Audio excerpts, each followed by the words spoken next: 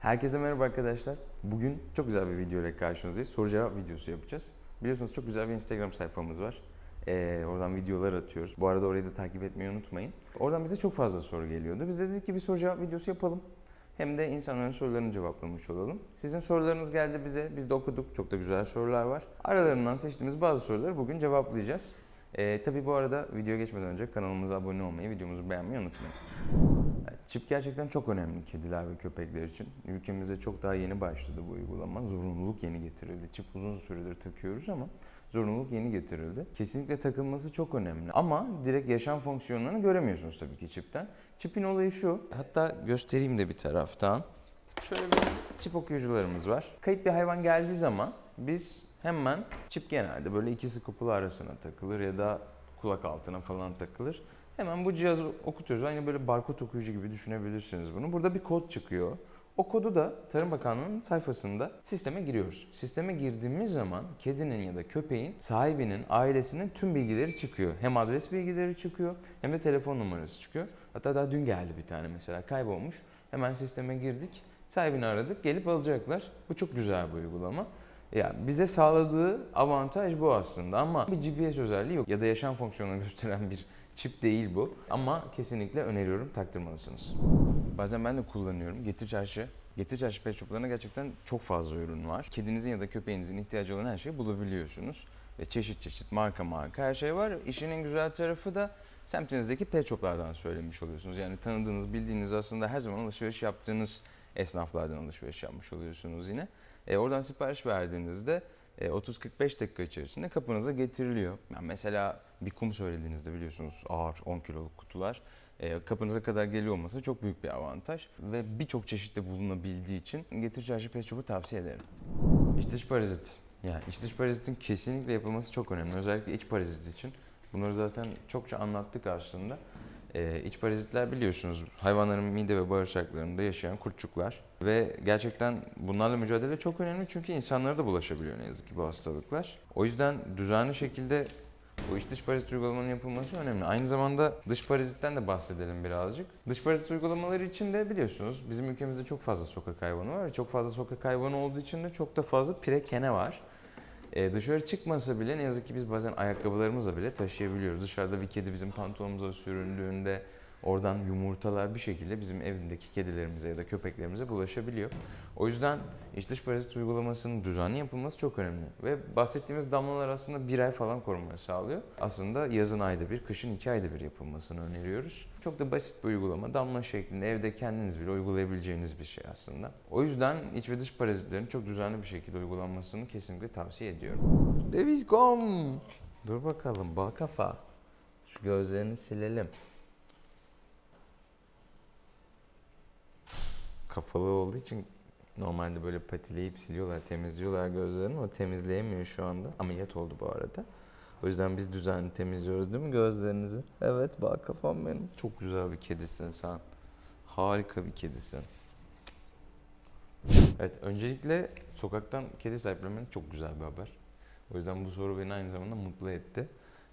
Gerçekten sokaktaki canlıların bizlere ihtiyacı var. Çok da fazla kedi var. Tabii ki onların ihtiyaçlarını karşılamak adına da bazı malzemelere ihtiyacımız var. Bunlardan birincisi güzel bir mama kabı. Özellikle porselen ya da çelik tavsiye ediyoruz. Plastiği çok tavsiye etmiyoruz akne olmasın diye. İkincisi kum ve kum kabı.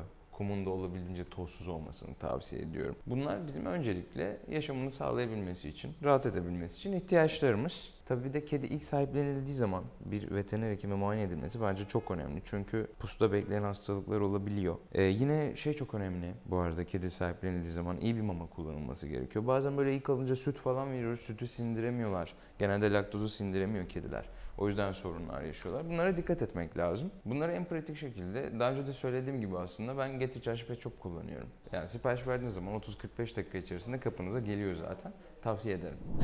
Kanlı ishal ölümcül bir hastalık maalesef. Köpeklerde gözüküyor daha çok. Gençlik döneminde, bebeklik döneminde karşılaşıyoruz. Genelde 8. 9. aya kadar karşılaştığımız bir hastalık. Evet tedavi ediyoruz, kurtardığımız birçok hayvan var. Fakat kurtarması zor ve gerçekten hayvan için de çok zor bir süreç. Bildiğimiz dışkısı tamamen kanla kaplı. Hatta böyle bir köpek muayene etmiştik, bir videomuzda paylaşmıştık. Çok zor bir hastalıktır. Müthiş karın ağrısı, mide bulantısı, köpeğin İştahı tamamen kaybolur. 4-5 gün boyunca neredeyse hiçbir şey yemez. Ne yazık ki kurtaramadıklarımız da oluyor bu hastalıkta. O yüzden bu hastalıkta tedaviden ziyade bizim daha çok önem verdiğimiz şey koruyucu hekimlik. Aşılar bu hastalığa karşı koruyuculuk sağlıyorlar.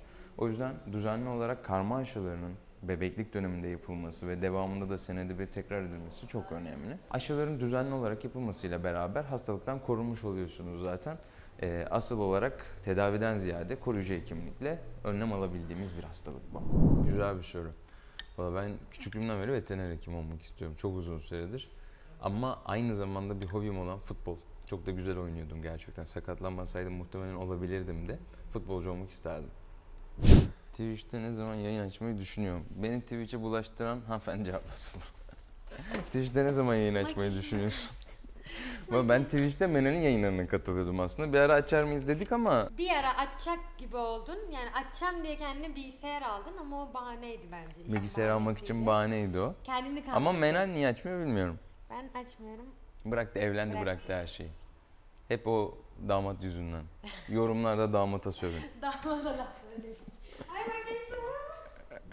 Kediler gerçekten çok temiz hayvanlar ve kendilerini yalayarak temizlemeyi çok seviyorlar. Ve tabii ki de kendilerini temizlerken de bolca tüy yutuyorlar. Bu tüyler de ne yazık ki mide ve bağırsaklarda birikebiliyor. Bazen tıkanıklıklara bile neden oluyor.